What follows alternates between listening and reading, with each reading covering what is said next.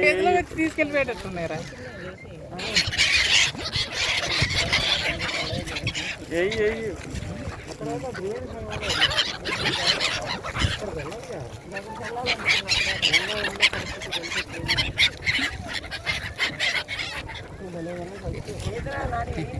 మొక్కలు చేసి సైబీరియా నుండి 140 పడుతుందంట.